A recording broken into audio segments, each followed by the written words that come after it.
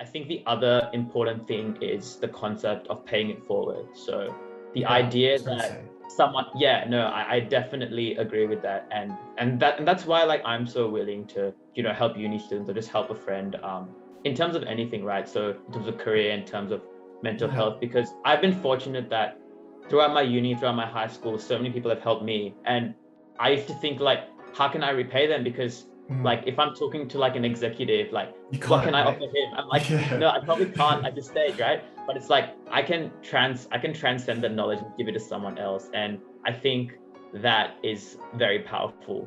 So I think like going back to my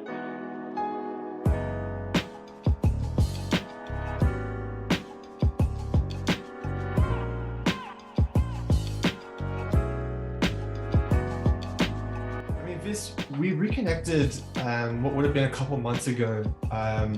Obviously we attended the same high school and we were in the same cricket team for probably maybe 4 years.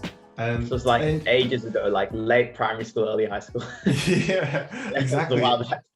Yeah, and when we reconnected, it was really cool to sort of share and exchange ideas, to share what we've been up to, the both of us in those sort of interim years. And something that really stood out to me was your passion for climate change and sustainability.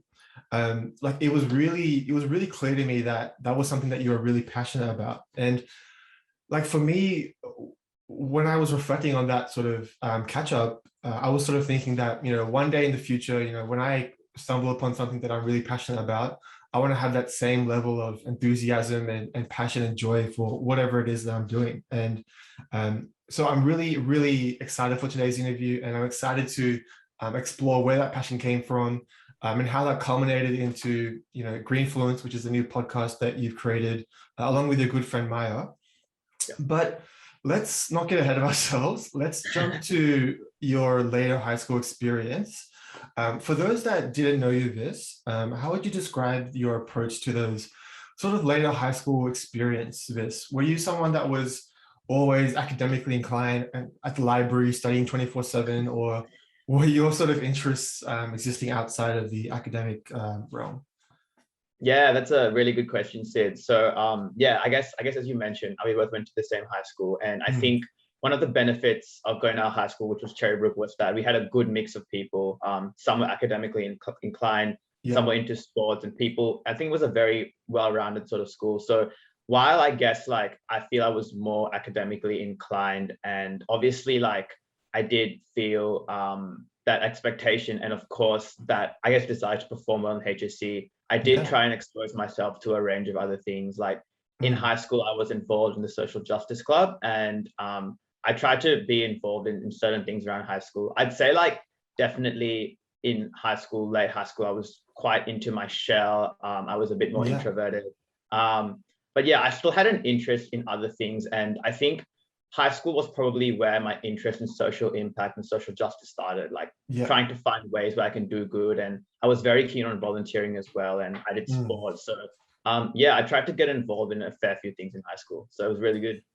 Yeah, and it sounds like that you developed that, obviously you mentioned you developed that passion for social impact and social justice at a sort of a young age.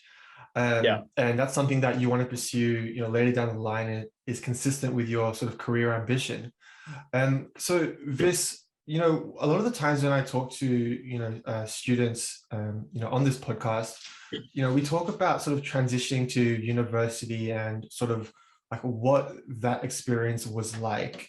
I mean, from your own experience, having then gone on to study at Macquarie University, was that transition sort of characterized by a bit of uncertainty, or did you know exactly what you wanted to do? How would you sort of describe that transition?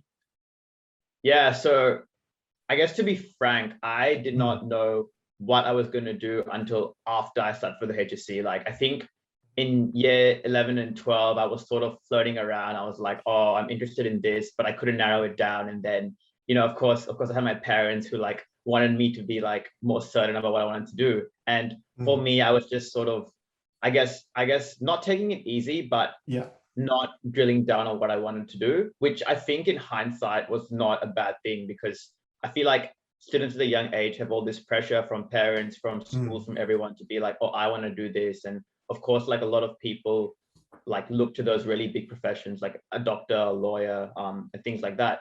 But for me, I think after my HSC, I realized that I wanted to do a degree which really challenged myself. Right. And I thought I'd give actuarial studies a go because like I heard it was quite hard. It was a very challenging degree. And I was like, I might not get the ATAR, but I think I'm going to give this a go. So that was my mindset. It wasn't as though my parents really pushed me into doing it.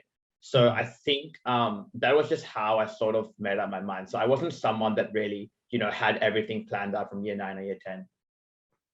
Yeah, and I guess, for some, I mean, a lot of people sort of resonate with that idea of being uncertain about what they're trying to do. But by the sounds of it, that didn't really sort of concern you to a great extent. You were sort of comfortable with things not being planned out, meticulously. Would that be fair to say? Yeah, I think probably at the time it was also because I didn't have that foresight, and maybe I didn't do enough career planning, which I don't know. I guess for better or for worse, it was the way it was. But I think being like more spontaneous and sort of looking at things to come and not worrying too much actually like helped me a lot in the HSC year, because as you know, Sid, that HSC year is quite stressful with a lot of assessments. So I think not worrying too much about career and focusing on other stuff, like I still try to play tennis and do other stuff, I think it helped me maintain that calm and ensure that my mental health was all right as well. So I definitely think that not having everything planned out at the time did have its benefits. Yeah, and it's a lot of pressure on people at such a young age, which is something that, a lot of guests on this podcast have raised, and I'm sure a lot of other people like resonate with. So it's, quite refreshing to hear your experience in that respect. So, transitioning out of high school into university at Macquarie University, you went on to study a double degree in actuarial studies and applied finance. For me, who doesn't really know anything about actuarial studies or applied finance, can you tell us like exactly what it is? And potentially for a student that's just going into that degree, what sort of things are they in for? Yeah, that's a very good question, Sid, because I feel like a lot of actuarial students, like even in the first couple of years, like we can't even explain our degree properly. So I'll try and give this a good shot. So actuarial studies looks at how we can sort of analyze risk from like a finance, mathematical, and statistical perspective. So basically, we're like problem solvers, and we want to make very uncertain financial events and create more certainty around that. So I'll give you the example, the traditional example, like say in terms of insurance, right? So everyone has to take up insurance, and insurance is based on, say, for example, life insurance, it's based on when someone passes away, right? So, and when you pass away, you get a certain payout because you've got the life insurance. So what actuaries do is that using various models, using various statistics and various forecasting techniques, they try and work out how much the payment is. And that ensures that insurance companies have enough money to actually pay out their clients. So yeah, that's just like one example, but it's actuarial is a very wide-ranging sort of degree, and it can be applied in other things like say data analytics, in general insurance, things like that. And then applied finance, which I think people would have probably a better understanding of, is looking at stocks, looking at how money is created, looking at how we can evaluate our return risk. So yeah, I did a combination of those two degrees over my 4 years, and it definitely was a challenge, but I'm happy to be alive at the end. Yeah, you made it by the looks of things. Like you mentioned earlier that you sort of didn't really know what it meant to study actuarial at university. So was that initially challenging in the first sort of year or so? You mentioned that students, you sort of, it's a bit chaotic at the beginning. What was that sort of experience like? I think initially a lot of us have no idea what we're getting into, because there's this whole perception, I guess, around people we know and like around everyone, they're like, oh, you're doing actuarial, must be really hard. So a lot of this, I feel like some of us would get a bit intimidated by it. So like this, it's like a bit of a Pandora's box, right? Like you don't really know what to expect at the beginning. But I think like in the end, you realize that, if you're consistent, if you put some hard work, it's definitely achievable and it's not as scary as you think it is. And I think one of the real benefits of Macquarie was that we had a very small cohort and we had an actuarial society, and I was a very active member of that. So although it was quite challenging at times, I think having that connection and people who were sharing that same experience as me, like that definitely made my first year a lot more enjoyable, and I really enjoyed my first year actually. Yeah, and you touched on the sort of conception that the actuarial degree is very sort of challenging, competitive, and it's for sort of academically inclined students. And that sort of reminds me of an article you wrote, it might have been last year or earlier this year, where you sort of reflected on the academic pressures faced by actuarial students. The article was called Life of an Actuarial Student, More Than Marks.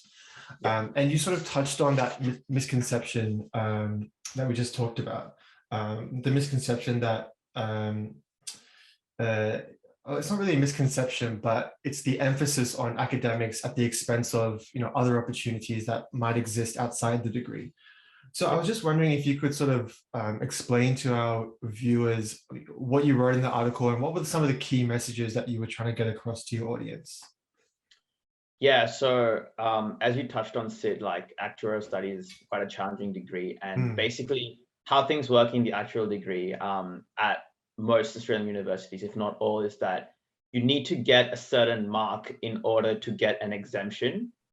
So what happens is that to become an actuary, it's actually monitored by an external board. So I think like in law, they'd have like, I guess, the passing the bar exam or Right. I guess whatever that's called. But for actuarial studies, we have a series of exams that you have to pass, and basically through university, you sort of get exempted by it. So basically you have to get certain marks, say a credit, in order to get an exemption. So if you miss that credit, you have to repeat the subject kind of thing. So I think a lot of students have quite a bit of pressure to get a certain mark. So I think the whole point of that article was to emphasize that there are other opportunities outside the marks. And I think in my case, it was me doing that internship and how that practical work experience really helped me, probably more so than my marks did, because I got exposure to the real working world. I was only 19 at the time. So like and also the importance of networking, right? I think that's something that a lot of uni students underestimate early on in their degrees, right? The idea of being in the office environment, talking to people, learning what good practices are. So I think while a lot of actuarial students, I guess rightly so, focus on marks, I wanted to emphasize that there's a lot more things involved in that. And I guess in any profession, right, if you want to be at the very top, you can't just do academically well. You have to know how to network, you have to have good people skills. So I think that was something I was trying to emphasize through that internship experience. Yeah, and that internship experience was at MLC, right? Correct. And it was for like a couple months, or was it 10 days or? So yeah, it was a 10-day internship, but we went once every week. Okay, and So what was it was what over were the 10 weeks. 10 weeks? Yeah, and Yeah, what so were the sort of things that you were doing through that internship? yeah, so I think at that stage, because we were quite inexperienced, we weren't doing like very technical sort of work. It was a lot of the work was I think there was some stuff on Excel, there was some work with this other sort of actuarial software, which was quite new. And I think for us, it was more an understanding of life insurance principles. So Right. there's certain things that, yeah, I probably won't go into depth here, but certain things that we use in models, like I guess one example is the interest rate, like in terms of an assumption of how much interest you want to charge, in terms of what's the mortality rate, so the rate at the rate that someone of a certain age would die. So there are various components that we were looking at, like I guess the building blocks of life insurance, which was what we were doing. So that was the main thing, I'd say. Of course. And it sounds like it's a very, it requires a lot of sort of technical skill, whether it be in math, statistics, analytics. So I just wanted to ask, like, what are some of the, having, done a few of these internships and, having gained that exposure in the real world, is it all about that technical skill as an actuarial student, or are there other things that are required to be successful as entering those sort of entry-level sort of job experiences? Yeah, so I didn't really do an actuarial grad program, but based on my experience, I think technical skills are very important, because I feel in most grad roles, that's what you're going to spend the first couple of years doing, and you need that really solid base. So I think skills like on Excel, I know actuaries use R a lot. It's like it's like a stats software. So that's widely used in terms of creating models. And I think also you need attention to detail. That's very important when you create models. And I think the other thing actuaries should focus on as well is they have these technical skills, but they need to explain the insights from their data, right? So they need to explain to someone who has no actuarial background, like literally maybe even doesn't know what an interest rate is and stuff like that. And they need to explain to them how they got to their findings. Because I think in general, in any profession, it's all good and well if you know what you're doing and you're talking to people in your profession. But I think where knowledge is shared and where people can gain the most is if you can explain to them in very simplified terms and how your data tells a story. I think that's something that actuarial students really need to work on. And that's why things like case studies, and that's why things like, I guess, debating and more public speaking opportunities are also very important for actuarial students as well. Yeah, 100%. And also in that article, I think it was in the second part, you talked about like the steep learning curve that first and second year actuarial students face, particularly as they sort of navigate their first internship. So I bring up that point just to ask a broad question about the advice you might give to someone who's starting their actuarial degree, who's early on, even their applied finance degree. What advice would you give to that person to help navigate that steep learning curve as you described? I'd say from an academic point of view, definitely be consistent in your learning. I think for me, something I took for granted in my first year was like, oh, I'm in uni now, I have all this independence. I think I slacked off a bit. So I think being consistent from day one, because that's like your best time to get your good marks, like your credits, your distinctions, and do well. But I guess like on the other side of things, I would say like having some sort of well-balanced sort of lifestyle and being involved in societies, because I got involved in the Actuarial Society, and I think, to be honest, like what got me my grad role was not my marks, because like they weren't amazing, but it was more like the opportunities I got in the Actuarial Society and other activities in uni. And that's when you really form connections with students in all the years. So from my experience, like joining the Actuarial Society in my first year, like I was exposed to students in third year and fourth year who had all this experience. And as a first year, you're like, wow, like these guys have done it, like they've achieved it, right? And I think that makes a huge difference, and actually talking to them, and it just makes that connection, I guess, more human, and being involved in all sorts of events. And and another thing I'd say is to sort of bridge that steep learning curve for students to get involved in the uni society and even take on a leadership role. I know many societies have execs. Don't be scared to put your hand up and develop them. And I guess like don't be scared to fail and take risks. I'll give you an example. In my second year, I was in the Actuarial Society and we were organizing an event, and I was the project manager. And this was the first time I organized like a really big event, and it involved a sponsor. And the event did not go as well as I'd like. And I was pretty upset at the time, because I was quite young and I was like, I put in all this effort, I put in this hard work, but the event wasn't really a success. So I think that was a huge learning curve for me. And over time, I was able to develop my project management skills. And the next year I ran a much better event.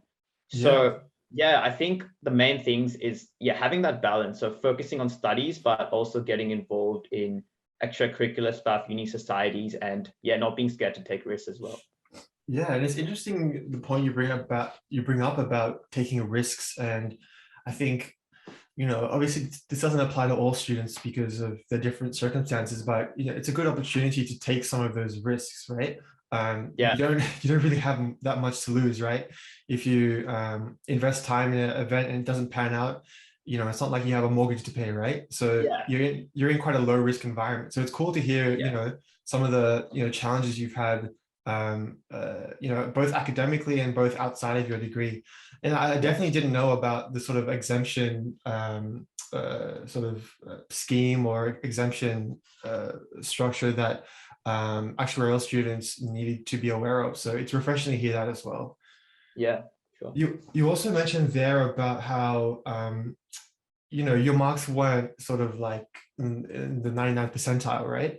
And you mentioned, same here. Well, actually, you mentioned there that like it's probably good to pay attention to your academics early on, and I definitely fell into that trap because I'm in my last term and I'm playing a bit of catch up now. So you mentioned there that like the extracurriculars and the stuff you did outside of your degree really helped you land your grad opportunity, right?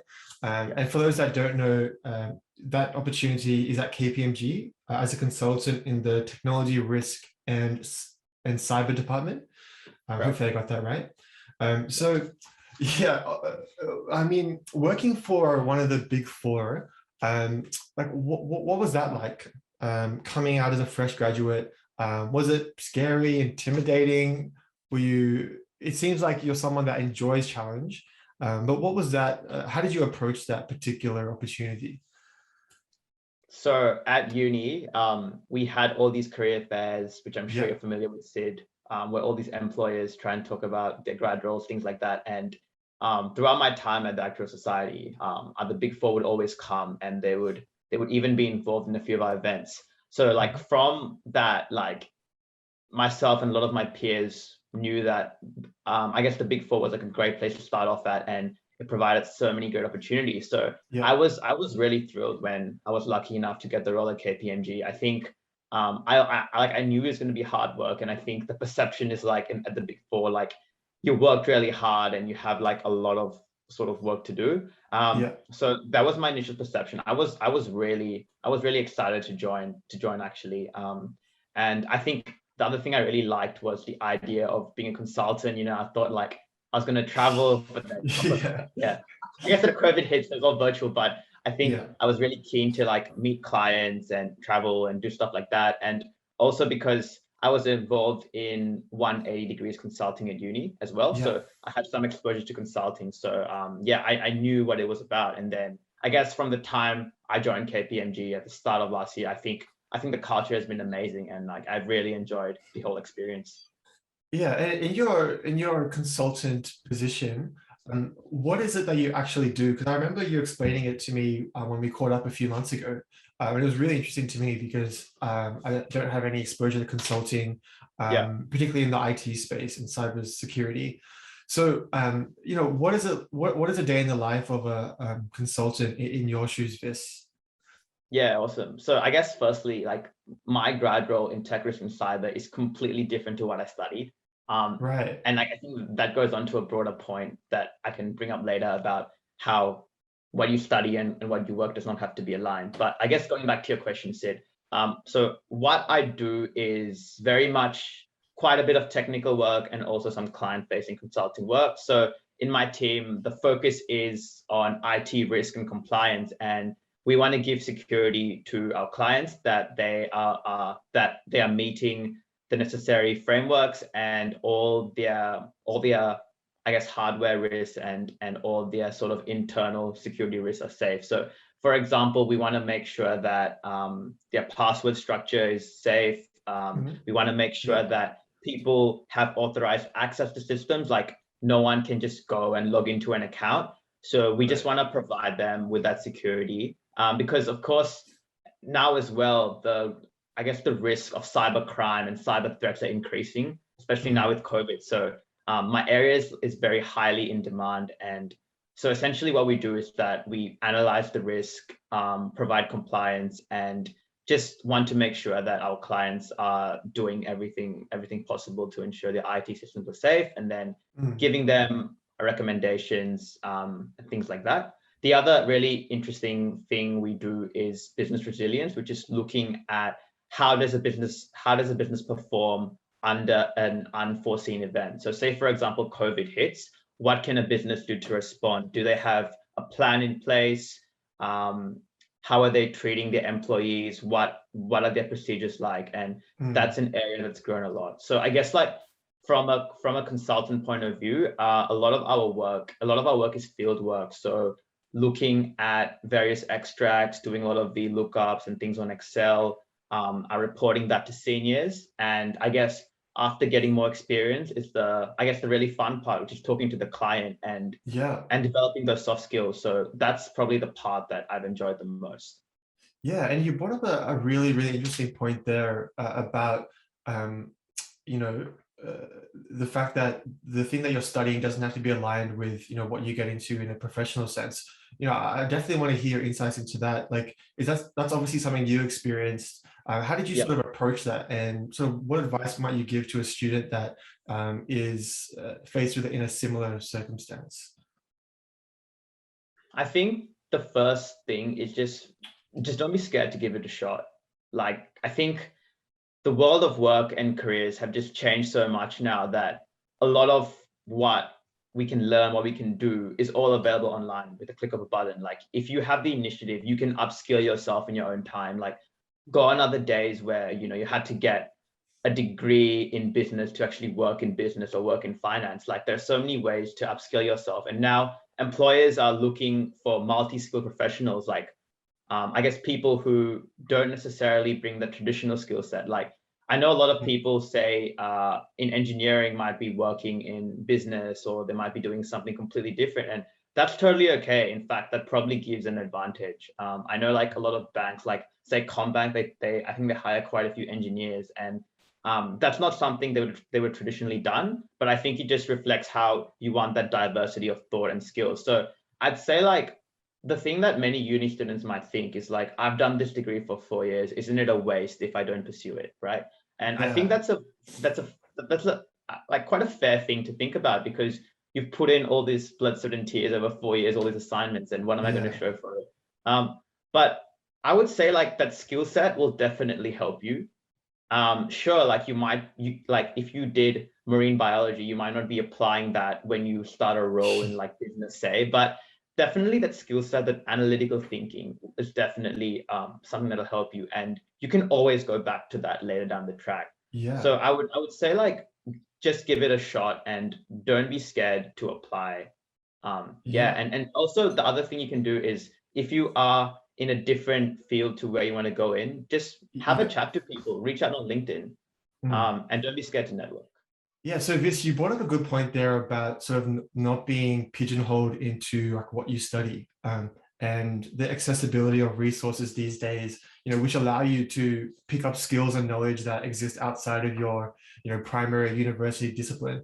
And I think that's a really awesome, open-minded, and sort of progressive approach to have, particularly in our sort of dynamic and constantly changing world that we live in.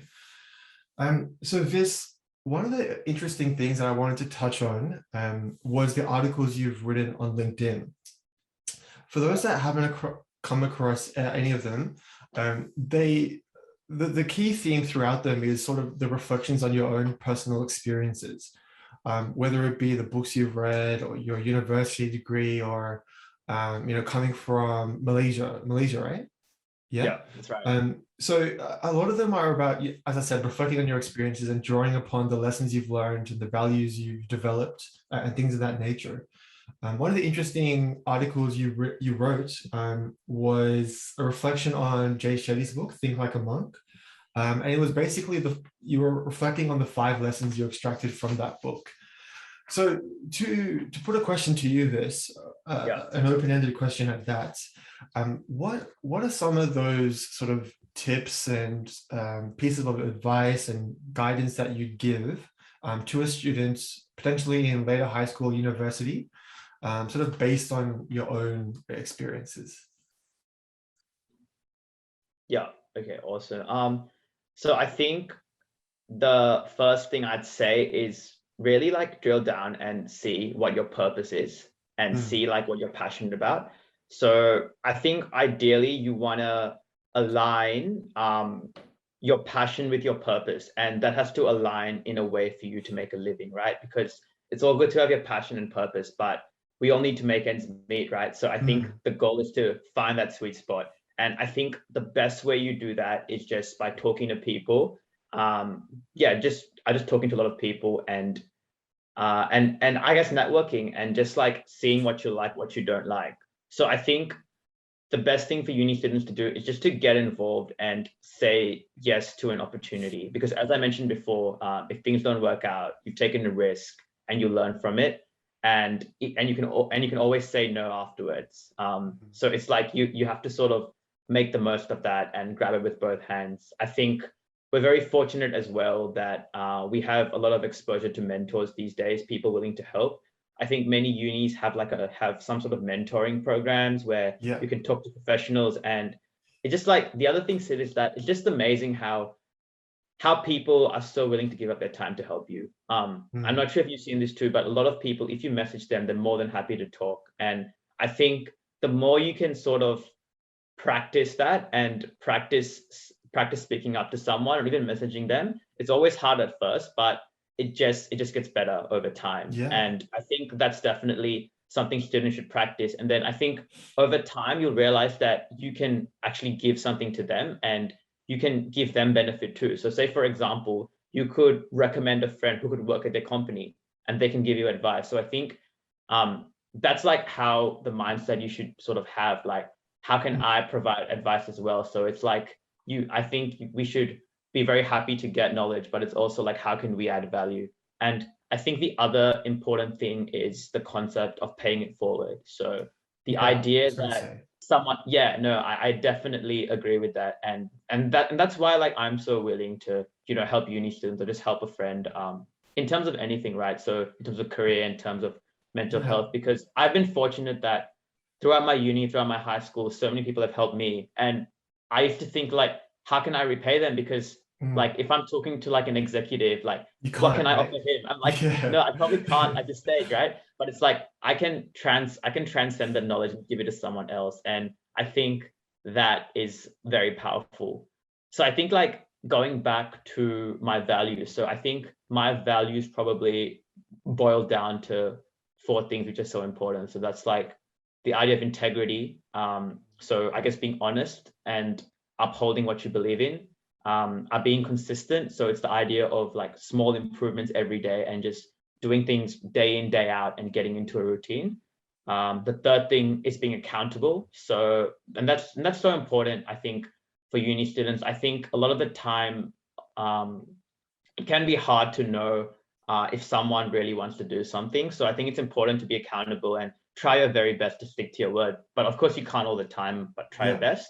And I think the final thing is the idea of service. So I heard this quote, service is like the rent you pay for being on the earth or something. And it really resonated with me because I think it's important to serve and do your best to help other people. So yeah, those are like my 4 values. And I think for uni students, like, I think that's very important. But I think for each student, it's going to be different. So you need to find those values that fit in with you, but I would say like try your best to practice them. And I think the other thing is just always show gratitude. I try my best to be grateful for what I have, and I think showing gratitude is very important skill, and it's very important to have. Yeah, and the good thing about those principles is that they can be applied no matter what you're studying or what profession or industry you're in. So I think those are sort of principles that you only sort of develop through going through a bit of adversity and a bit of challenge. So it's really cool to hear your insights and your reflections on those principles. So Vis, you mentioned a couple of times about aligning your purpose and passion, and you also mentioned there about your studies not necessarily aligning with your career ambition or your future profession. As I mentioned at the top of the interview, your passion is in climate change and sustainability. So I was wondering, just to begin with, where exactly did that passion come from? Was it something you've had from a young age? Were there defining experiences along the way? Take us into your motivations there. Yeah, so as I touched on, Sid, I think from quite a young age, I was really keen on social impact and volunteering and, you know, how can I serve the community? So I think I always had that passion, but I think it was only later on where I was thinking as to, you know, what I want to do as a career and what my purpose is. And to be honest, I think a lot of it stemmed from the struggle I had to land a role in actuarial and the fact that I found my degree quite hard. So I think based on that, I had to consider other options because like I knew like it wasn't something that I could consider. And it's one of those things where it's like a really good sort of moment where things just happen for the best. So because of that, I was able to look at, you know, like what's the biggest issue of our time? It's climate change, right? And it's like, how can I use my skill set to make a difference in that field? And this was only, I'd say, sometime last year where I just like had an interest, wanted to read more about it, like it sounded pretty cool. But then the more I read about it, the more I read about how it can be applied in finance, I got really interested in this field. And I think the idea that businesses can create purpose and make a profit is really exciting to hear because a lot of the time, I guess a lot of the old school thinking is that the main purpose of business is to increase shareholder returns or to increase the profitability of the company. But it's so interesting that there's like this new sort of thinking that purpose can be driven as well. And I want to be like, my goal is to be like a purpose-driven leader and have a career that I enjoy and a career that's purposeful and impactful. So I guess that's how it all came about. Yeah, and it reminds me, just hearing you talk then, it reminds me about what you said earlier about the accessibility of information. And you didn't necessarily have a degree or study, you know, climate change or sustainability sort of as your degree. But obviously you did study finance. And it got me thinking about, you know, creating opportunities for yourself. So, you know, you mentioned there that you did a lot of reading about sustainability and climate change. Is that something that a lot of students, you know, can do? And does that principle apply to your career ambition in that respect? Yeah, no, 100%. I think the one thing I'd recommend to students is get an AFR subscription, so the Australian Financial Review. So I think like that is a great tool to start. And I think it's like around $5 a month if you're a student. So that has a lot of like really good articles. So that's like a good way to get into a field that you're interested in but don't know too much about. So I think that's a really good thing to do. Read the Sydney Morning Herald. I think there are also like a lot of white papers and reports that students can access from like big companies and big banks where you can read more. And there's heaps of online courses as well. Like I know this place called Forage, this company called Forage has a virtual internship that might be good considering. So I think, yeah, they're like the opportunities are endless in terms of the information you can get. I think the really hard part is knowing what information you want, because I feel now there's so many out there. I think the problem is that we have so much choice. It's like, what's the best sort of option? So what I would say is that you probably need to do a bit of trial and error and focus on something that fits well with you and something you think that you can learn from. Yeah, 100%. And on the topic of your passion for sustainability and climate change, you're currently a CFA ESG candidate. There was a lot of acronyms there. So can you break that down? What exactly is that? And how is that going to help realize your passion of, you know, becoming a purpose-driven leader, as you mentioned? Sure. So firstly, the CFA is the premier, it's the premier, I guess, finance exam that you can sit for. So I think I think some readers might have heard about the CA, the Chartered Accountant. So this is like the finance equivalent. I think it's Certified Financial Analyst. So please don't quote me on that, but I think that's what it stands for. So they have these exams where it's like a level 1, 2, and 3, where they go through like all the principles and all the topics of finance, and that's considered quite prestigious. So what I'm doing is I'm doing something a little bit different to that. So I'm doing the ESG exam. So the ESG exam is a standalone exam that's quite new. So I think it came out in like 2019. And basically what ESG stands for is environmental, and then social and governance. So environmental, social, governance, ESG. So essentially what that is that these factors are things which affect the financial returns of a company and the risk of a company. So for example, environment could be like climate change and deforestation, pollution. Your social aspects could be in terms of, I guess, modern slavery, in terms of equal pay, and governance is more like in terms of your board diversity and ethics, things like that. So it's looking at how these, I guess, more non-financial factors can affect the finance industry. And that ties into the idea of looking at different factors aside from like your finance ratios, aside from your price earnings ratio. So it's sort of expanding that understanding of finance and looking at it from a different perspective. And it falls under the idea of responsible investing. So like a lot of this stuff looks at in terms of what can we invest in that has a more ethical purpose. So it falls under that umbrella. So I'm doing an exam where I'm looking at all these different components. And yeah, so it's a multiple choice exam. And I think it'll definitely help me because in terms of the transition process to the sustainability field, I think having that qualification shows value that I'm interested in the field and I have some level of expertise in the field. So that's where I hope it'll help me. And I guess as well, in terms of gaining knowledge, it's always good. Yeah, and just to sort of cap off this sort of section of the interview, like obviously you're working at KPMG in the technology risk and cybersecurity department, which is, I imagine, totally different to anything related to sustainability and sort of climate change. So like, you're currently going through that transition now where you want to end up in that space. Has that been difficult? Has it been challenging?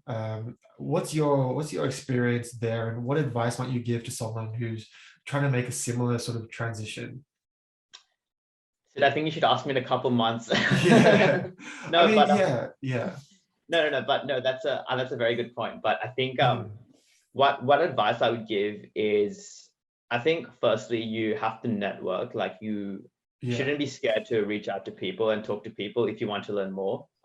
So I think and that's like very important. And I think the key thing to understand is that a lot of these things take time. So you definitely need patience and you definitely need to be in something for the long haul. So I would recommend sort of setting sort of milestones, like in terms of I want to contact a certain person at this time, I want to attend an event at this time. So I think that's very important. And I think the other key thing is, this is quite challenging and something I find hard as well. You have to be focused on both different things, right? You have to be focused on your role, your job, and also you have to have a bit of an eye for the future, right? Like what I want to do going forward. And that's like, I guess, the hardest part, because ultimately you have to be focused on the present as well, because how you perform now is obviously going to be a huge factor in whether you can make a transition to a field you want to go to. So I think it's important to have a think about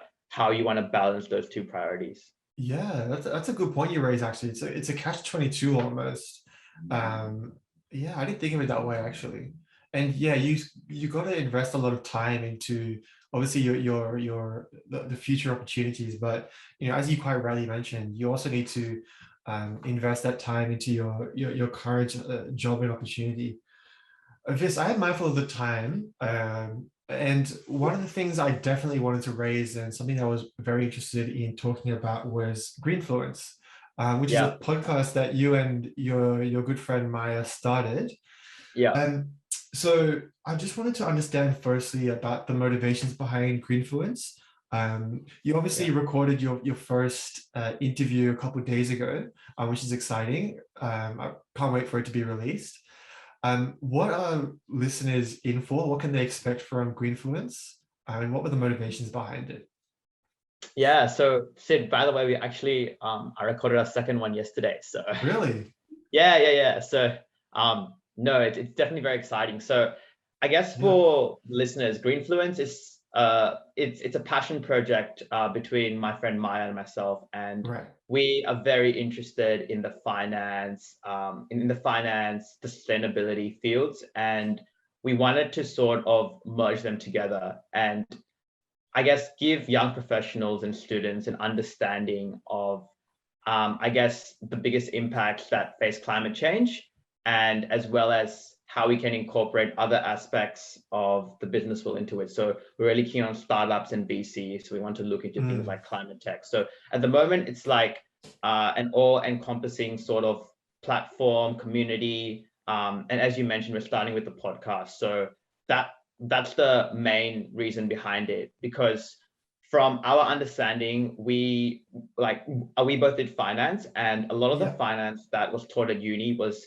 very much traditional finance, like looking at financial ratios, looking at risk and return from like a very traditional sense. There wasn't much focus on impact, and there wasn't much focus on the environment. And so I think a lot of students still have that, I guess, very restricted view of finance. So I think like there's definitely a lot out there that students need to be aware of. And I think it's something that I guess is already taking off and will take off more in the future. So we're starting off with this podcast. So really encourage everyone to have a listen when it comes out. And then we plan to expand it into more of a community. So we want to put more educational resources. We want to get more articles going, things like that. So that's the plan, Sid. Yeah, it's exciting to hear, to be honest. And I actually didn't know that you were planning to sort of expand the scope of the project to have that sort of community behind it. So yeah, I'm looking forward to seeing where you guys take things, that's for sure. Yeah, we're just taking small steps for now, Sid, but hopefully we'll slowly build up. But yeah, we'll see what happens.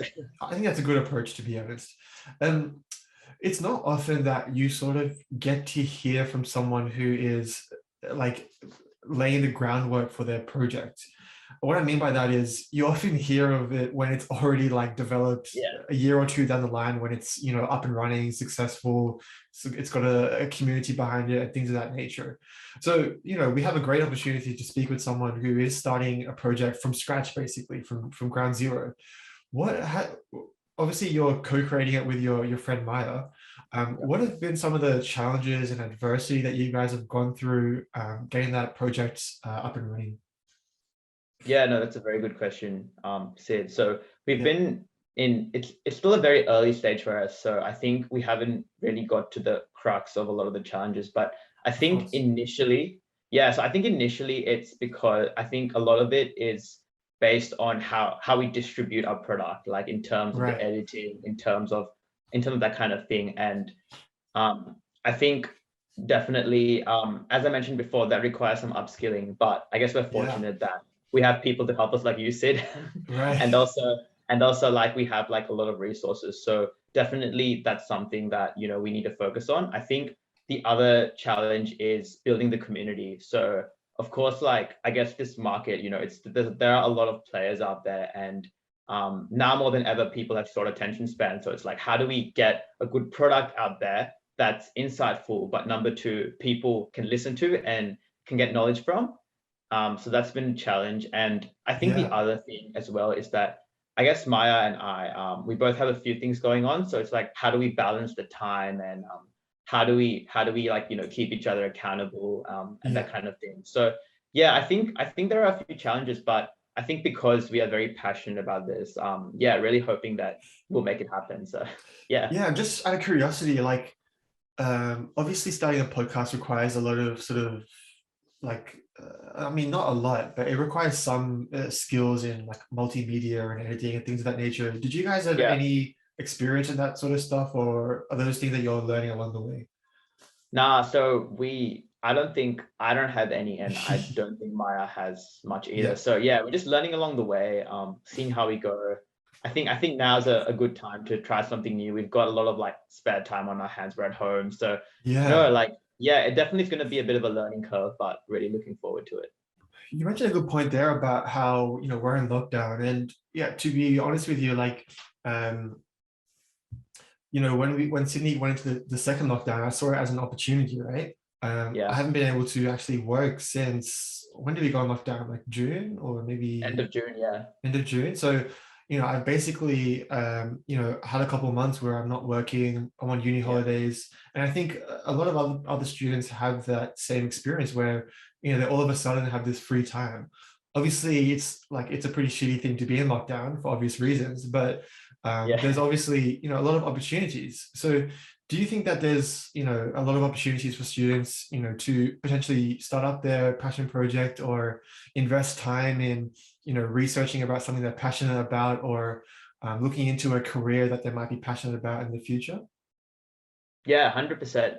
I think while we all would want to watch Netflix the whole day, let's Yeah, face it. play Call of Duty. No, I think I think there's like a lot of time, and I think now is the best time for young people, because in addition to the fact that we probably have less responsibilities than a lot of older Right. people, we also have all this time at home, and I think it's the perfect time to like upskill and learn more and try something new, because I think the opportunity cost is so small, and yeah, like even if you struggle, you'll definitely learn something from it. So I think definitely it's a really good time, and I definitely agree with that. I think for me, I think lockdown has been quite beneficial in the sense that it allowed me time to slow things down. I think before it was like I was out a lot, I was coming back late. Like lockdown really gave me more time, and for me, it let me practice things like mindfulness. I write in a journal every day, so I think that's been really good for me. And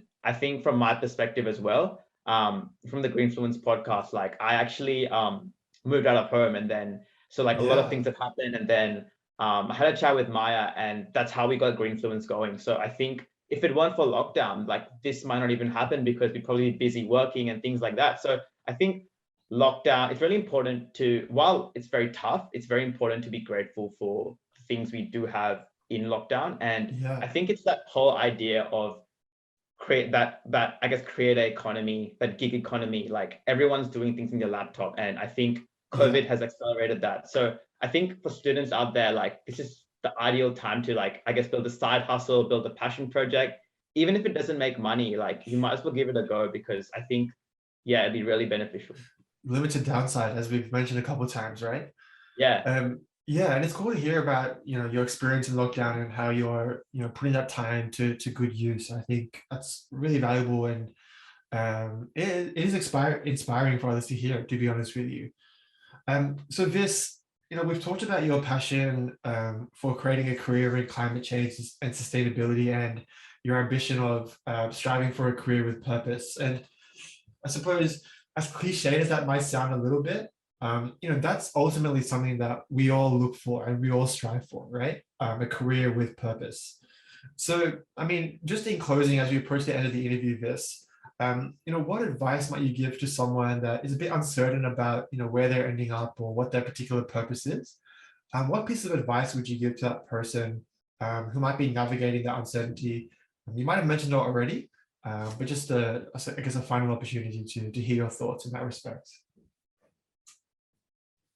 I think a key thing is that idea that you have time on your side, right? Yeah. So you have time on your side, and don't be scared if you can't get things now, because I think one thing that I've tried to practice is delayed gratification, right? So it's the idea that you can't get things now, and you might have to sacrifice things, but that will achieve a better long-term reward. And I think the thing with our society now is that we're so used to getting everything instantly, like social media, we can track everything. So I think like the problem is that a lot of young people, and including myself as well, we feel like if things don't happen fast, we get a bit worried and anxious. And I think there definitely is validity in that. But I think if you maintain perspective and look at things in the big picture, and I think if you just focus on being consistent, I think that will always give like longer term rewards. And I think that's something we need to adopt, like having a growth mindset, and having a growth mindset, and just looking more in the medium and long term, and things don't have to happen straight away. And I think like the other thing is as well is I think it's so important to take care of your mental health, especially now in a time like COVID. I think there's like a lot of issues, I think, in the industry in terms of burnout, like, and people working too hard, and people just feeling lonely. So I think like I'm all for working hard and giving your best shot, but I think like it's so important you take care of your mental health and put things into perspective. Like if I fail now, it's not the end of the world. Yeah, I'm gonna find a way. Maybe you might need to plan things better. Maybe you need to talk to someone more. But I think like your mental health is of the utmost importance. So I think one thing I would do is, as I mentioned before, Sid, practice gratitude. That's so important. Or even just telling someone you're grateful for them. And the other thing I do as well is I do a bit of mindfulness in the morning. I think that really helps calm my mind and gets me focused for the day. So yeah, I think those are some of the advice I give to students or young people. Where did you, just out of curiosity, where did you sort of learn that practice of, being mindful and, journaling, as you mentioned? Yeah, so it actually came from a time when, I wasn't doing quite well mentally. So I think like that was a bit of a coping mechanism and a way to get me through a tough time. And then I think over time with COVID, I think I just kept on doing it. So like now every night I try and keep a journal just before I sleep, try write one thing I'm grateful for. And I just feel like that consistency has really helped me. So. Yeah, and I think I only asked the question because I do a similar thing, and it was actually from a book I read called The Miracle Morning by Hal Elrod. And for me, particularly journaling, it's a way to sort of articulate, a certain emotion or a feeling or a thought, because as you mentioned a couple of times, working full time, doing a little passion project on the side, having a hobby, spending time with your family. It can get a bit chaotic, right? And you sort of get lost. I still can't believe we're in September already. It's like, where the hell did this year go, right? So I think, those practices that you mentioned are really helpful. And, for me, journaling is a way for me to bring a bit of order into my life. So yeah, it's very refreshing to hear some of those habits and practices that you've got into this. So Vis, that pretty much brings us to the end of our conversation. I forgot to mention earlier that probably by the time this interview is out, your first episode of Greenfluence would have been released. It's releasing next week, right? Yeah, we're planning to release it in just under 2 weeks. 2 weeks, yeah. It should be out by around the same time, yeah. Yeah, so I will leave all those relevant links so that people can check out Greenfluence. That'd be awesome. So you mentioned that you've recorded 2 episodes. I actually don't know, who have they been with? Yeah, so the first one is by a guy called Tom Bunting, and Tom's actually a mate from uni. So he used to work for the Responsible Investing Association of Australia, and he's actually going to go to Oxford to do a master's in environmental and change management. Yeah. So he's talked to various fund managers in the responsible investing space. And then the other guy we spoke to, his name's Shane Nichols, and he's the CEO of a company called Good Return.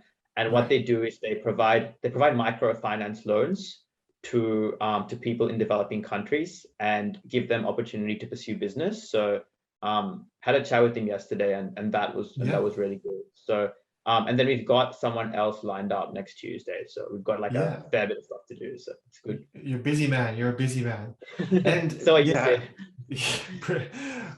trying to keep ourselves busy in lockdown, I guess. Yeah, no, 100%. Yeah. And I mean, Vis, just to wrap up, like, I think a theme of this conversation has been sort of creating opportunities for yourself. Whether it be, in the podcast that you're doing, or making that transition to ensure your career and passion are consistent with each other.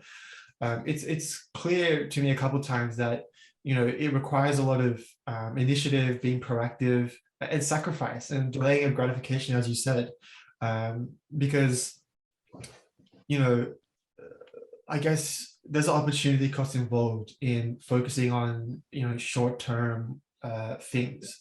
And that opportunity cost is, is experienced down the line and born down the line. So I think, that's a really, really cool insight, to be shared, Vis. I appreciate your honesty and transparency throughout the interview. And as I said, I will leave all those links to Greenfluence in the description. So Vis, on that point, and on the point of gratitude, thank you so much for your time this morning. We did get up early, but thank you so much for your time. Yeah, thanks, Sid. Really like this podcast, and I think you did a great job in researching and asking questions. So, and really appreciate you waking up early as well. I really enjoyed myself. So cheers. Appreciate it, Vis.